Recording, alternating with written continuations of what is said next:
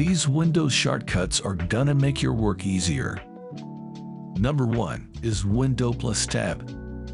This shortcut shows the recently opened applications and files in your window. Number 2 is Alt plus Tab. This is to shift between the running applications in a window.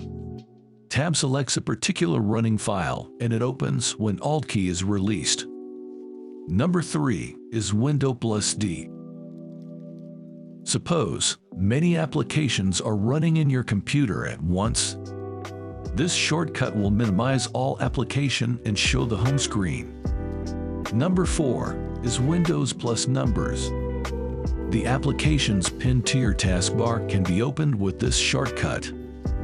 For example, Google Chrome is pinned to my taskbar at second place. To open it, I just have to press Windows plus 2. See you in the next one. Follow Ediction for more.